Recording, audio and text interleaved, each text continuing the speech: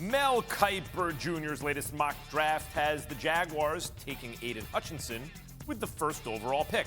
He's become nearly a 3-1 favorite to go first in the draft.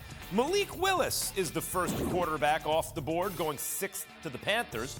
Willis was responsible for a combined 40 touchdowns last season at Liberty.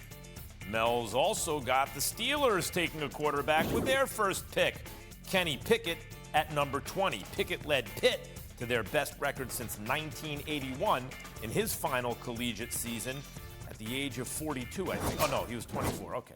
Ladies and gentlemen, the very face of the NFL draft for nearly 40 years, Mel Kiper Jr. Mel, you had Malik Willis going 20th overall to Pittsburgh in your last mock. You now have him in the top 10. Why the rise? And could he possibly be in the top 5 eventually? Could he go second overall? I don't know about that, Max. I think Carolina, could they move down and still look at either Pickett or Willis? Maybe, but when you talk to people in the league, if you want to hit a home run, I've said this all along, Malik Willis is the guy. I mean, he could be great, and there's some bust factor, risk there, yes. But if you want to go for a guy who, say, mid-first back in the day, who was mid-first? Deshaun Watson, Patrick Mahomes, who went second overall, Mitchell Trubisky. Draft day will present a situation where is it common sense, logic that dictates what you do, or is it trying to play it safe? Common sense to me says Herbert, talent. Josh Allen, talent. Lamar Jackson, talent. Mahomes, Watson, talent. Go for the guy who brings the best skill set to the position, even if he is not necessarily NFL ready to be the guy as a rookie, and go with Malik Willis at 6. Trey Lance was the guy who was taken, right after. The question was him or Mac Jones. It was Trey Lance.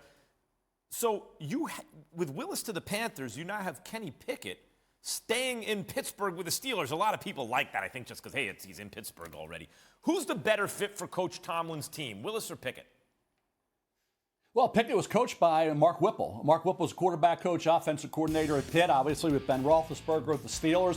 Kenny Pickett, I think, can be a Derek Carr type. Some people think Kirk Cousins, some people think Andy Dalton, some people think Colt McCoy. It's A, B, C, or D. Max, take your pick. Obviously, you're going to take him in the first round. You're thinking he's going to be a Derek Carr, Kirk Cousins type, okay? So Derek Carr was a second-round pick. Kirk Cousins was a fourth-round pick. But that's what you're looking at, I think, with Kenny Pickett. As I say, Malik Willis gives you the maximum upside. Kenny Pickett is going to be a 24-year-old rookie. He's going to be 5 months older than Jordan Love coming into the NFL. If you want to go that route, you can. You want to play it kind of safe, but safe isn't always the best route to go, Max. Yeah, I mean, if you're going to tell me I got to spend a first-round pick at quarterback and I wind up with Kirk Cousins, it's not good enough. I can find Kirk Cousins every year. If you can go get a Kirk Cousins. You want to hit a home run if you're going to take a quarterback that high, I would think. You have 12 receivers off the board in the first 2 rounds, Mel. Packers and Chiefs taking 2 receivers each as they try to replace Devontae Adams and Tyreek Hill, respectively. Start with Green Bay. What is Aaron Rodgers getting with Christian Watson and Alec Pierce? Length and athletic ability, and you think about both kids, smart, ready to come in and help Aaron Rodgers. Watson averaged over 20 yards a catch career. Alec Pierce, 17.5 a catch career. As I said, intelligent kids, competitive, guys that I think will give them that catch radius, that ability to be a guy who can go up against smaller corners and make plays. Aaron's going to put it on you. You know that. He's as accurate as they come. He's going to put it right on you.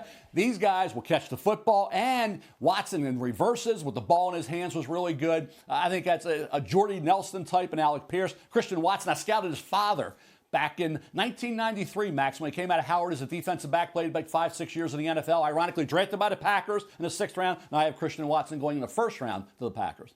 That was before Mel invented the draft, practically. Mel, what is Patrick Mahomes getting in Sky Moore and Jalen Tolbert?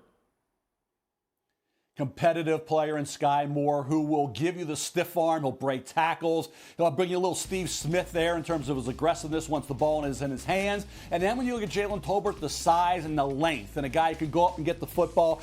Again, these are guys you're talking about 2nd round that, because of the depth, allows this to happen. I think that's where Kansas City, you say, okay, why not in the 1st round? Well, you're picking at the end of the 1st. Now, you could move up to get Jamison Williams or another receiver like Olave. You could do that from Ohio State.